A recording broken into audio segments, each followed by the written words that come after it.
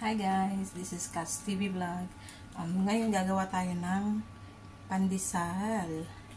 Yan, at ang mga ingredients is 3 cups of all-purpose flour, 2 cups of milk, tapos yung 1 cup water na nilagay ko na yung yeast.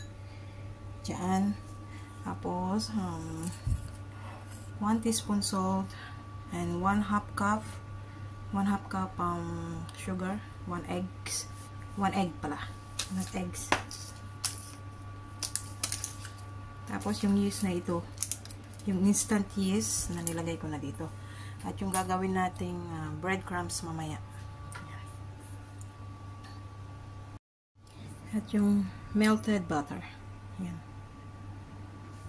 Yan ang mga ingredients. Tapos yung bowl na paghahaluan natin ng dough. Yan. So ngayon, pagsasama-samahin lang natin itong flour. Ilagay lang natin dito sa bowl, mixing bowl. Yan. 1/2 cup sugar, salt. Haluin lang natin.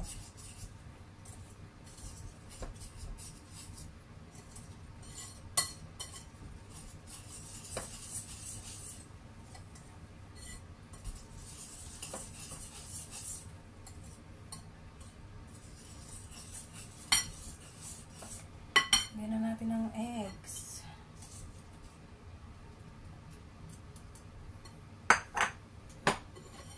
Yung yeast.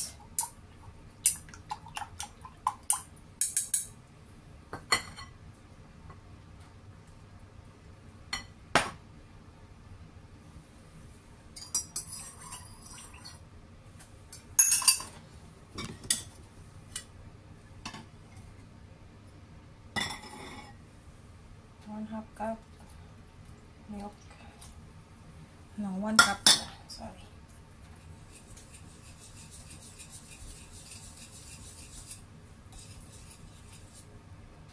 Melted butter. Lagay na rin natin.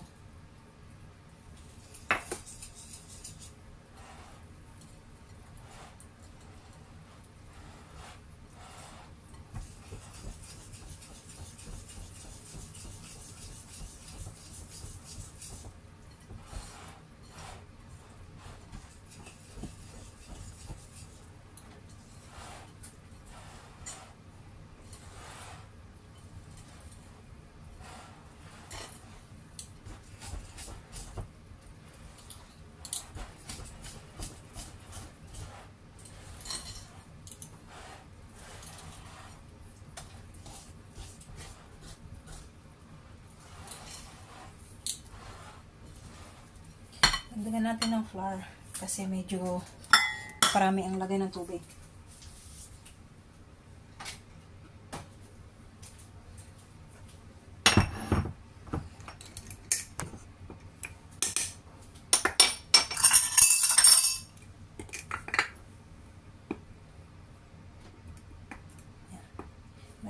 Dadagdag tayo ng kalahating cup ng flour na paraming tubig.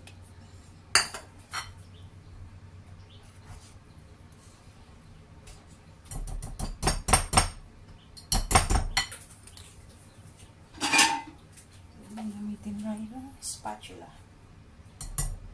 kasi po mahirapan na tayong gumamit ng mixer kasi papasok siya doon. Kamay na natin.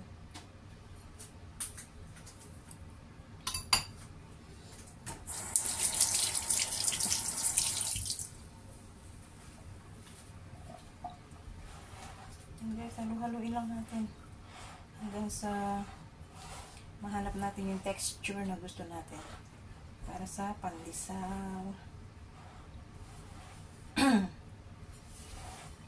Halo-halo lang.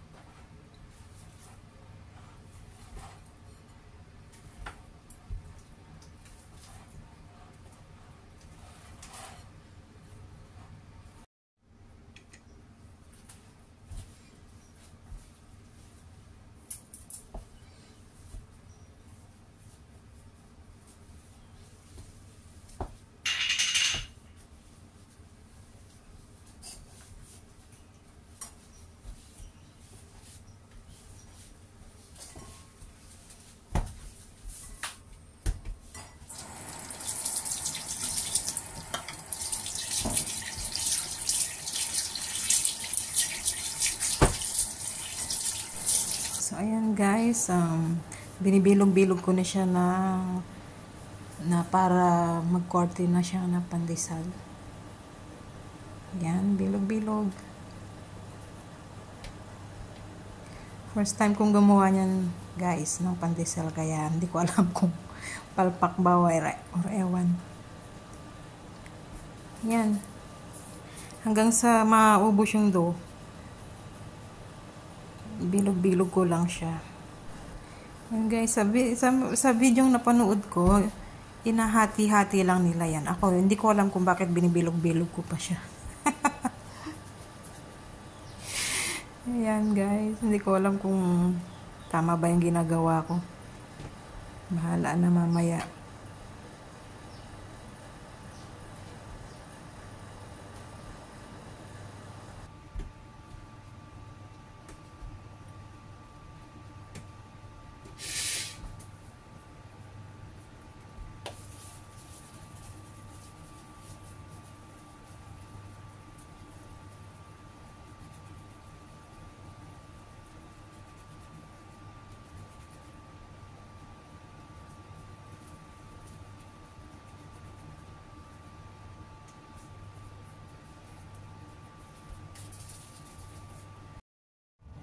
So, yun na guys, ang ating pandesal. Nalagay na natin siya sa oven.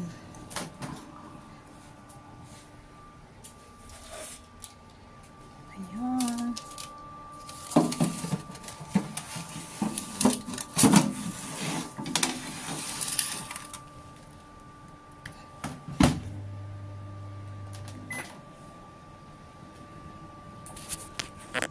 $30 dapat yan.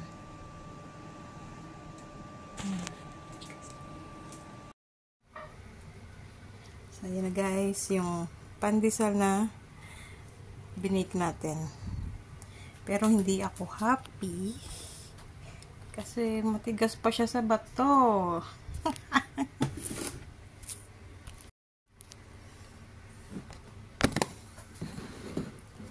Yan guys, yung pandesal. First time kong gumawa guys, ha? Kaya first attempt is failed. See? Hindi ko alam bakit hindi siya naluto sa loob. Oh, baka kulang pa siya ng bake. Pero ang tigas guys. Tigas pa sa bato. Pwedeng pang bato.